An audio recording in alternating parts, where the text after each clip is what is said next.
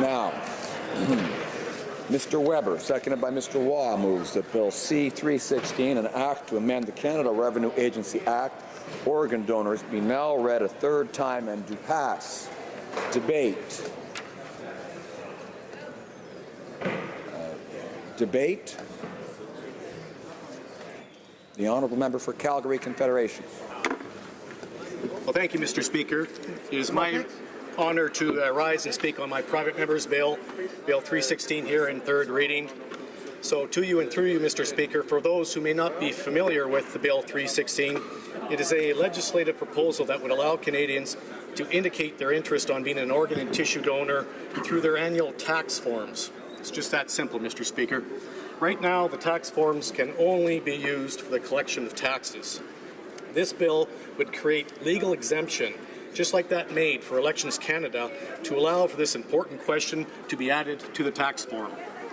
Mr. Speaker, if we have any hope of getting these changes to the tax form implemented in time for the 2019 tax year, we need to move this through both this House and the Senate early next spring. If we miss that deadline, the Canada Revenue Agency, the CRA, will not be able to implement the required changes for yet another year. So we can't let that happen. We need to get this done quickly.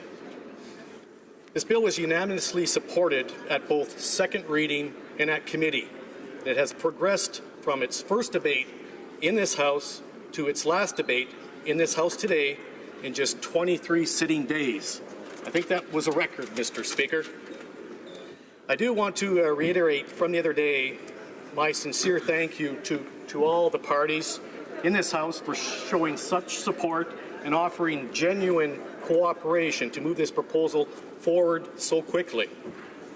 In particular, I must express a great debt of gratitude to the honourable member from Red Deer Lacombe for the quick progress of this bill. This bill was not actually scheduled to be back up for third reading debate until February 25th of next year. But this honourable member from Red Deer Lacombe has graciously traded his position in the PMB calendar with me to make this debate possible here today and to further ensure this legislation is passed. I know the member from Red Deer Lacombe is a strong supporter of improving Canada's organ and tissue donation system, and his willingness to help prioritize this bill demonstrates this. By the graciousness of this member, it may prove one day that his offer of trading times could literally save hundreds of lives. So I sincerely thank the honourable member. I also want to thank all my colleagues on the Health Committee who have been vocal, determined, and dedicated supporters of this bill. As I said in Health Committee the other day, I have referred to this bill several times as my bill, as it stands in my name. But I want to say that this is really our bill. This is our bill because we worked together in committee as a single team to make it a reality. We found a shared goal and a sensible solution and worked together to make it happen. I also want to thank the government. Yes, the government, for their allocation of funding in the recent fall economic statement to facilitate the implementation of this legislation. $4 million allocated. Governments do not often commit funding ahead of legislation passing, especially when it's for a private member's bill from an opposition member of Parliament. The fact that funding has been committed is very, very much appreciated, and it signifies an impressive willingness from the government to see this initiative happen. I must also thank Mr. Terence Sheltema, my assistant here in Ottawa, for his tireless efforts throughout the entire process of this bill. Without him, this bill would not have been before us here today. And a final thank you, Mr. Speaker, to my friend Robert Salos, a double lung transplant recipient who recently passed away at the age of 31. He was and always will be a hero and a true inspiration. Mr. Speaker, at the Health Committee last week, we had the opportunity to hear from officials at the CRA. And they told us that for this proposal to be in place for the 2019 tax season, we need this legislation in place for early spring. And I think that is quite possible. Again, thanks to people like the member from Red Deer Lacombe. A few other things became very clear in committee, Mr. Speaker, and I want to talk about that for a moment. First of all, for this initiative to be most effective, the question on organ and tissue donation needs to be placed on the front of the tax form.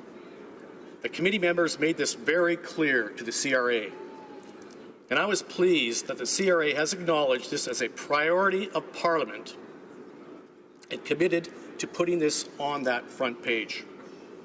I also think the committee process was very informative in that it allowed the CRA to demonstrate their commitment to making this proposal a reality by working cooperatively with all provinces and territories on this matter. The path ahead for the CRA will contain a lot of work and dedication by many people to make sure that this change happens smoothly. So in advance, I want to thank all those CRA employees who will work on this project for their dedication and persistence. I know that there will be days of frustration as small details are worked out and circled back and forth in the consultation process with the provinces and the territories. However, when the 2019 tax forms come out and thousands, perhaps millions more donors register, you can know you played a key role in saving the lives of some of your fellow Canadians.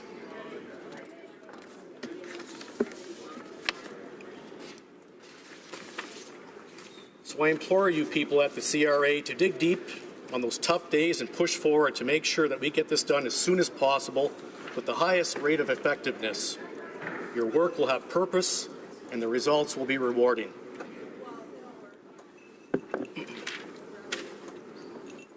One other aspect I want to spend a few minutes on is something the bill does not directly address, but one which is a significant problem in Canada.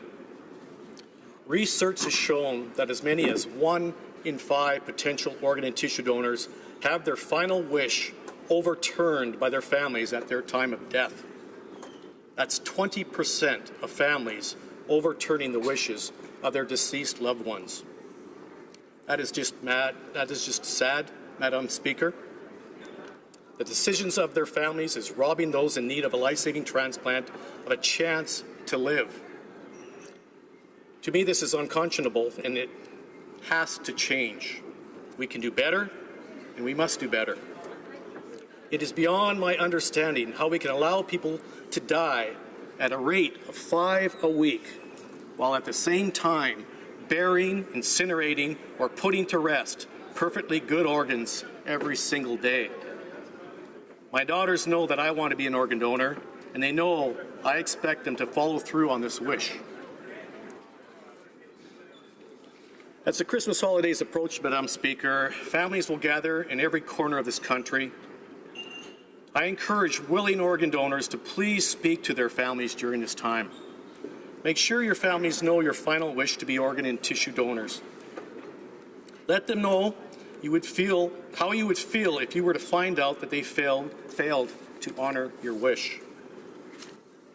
Mr. Speaker, throughout my organ and tissue, or Madam Speaker, throughout my organ and tissue donation advocacy work, both here and in Alberta, I've been approached by many people who have donated the organs and tissues of their deceased loved ones. Every single one of them has made it clear to me that they found the ability to donate to someone in need as a very essential part of their grief and healing process. Their ability to find some good in a time of utter grief and loss was profound and everlasting. Without exception, they encouraged me to let other families know that sharing your loved one made accepting their loss so much easier. Their loss has purpose, and their gift has brought unimaginable relief and joy to another family in need. By honoring the wishes of their loved ones, they have allowed grandparents, mothers, fathers, sisters, and brothers to live.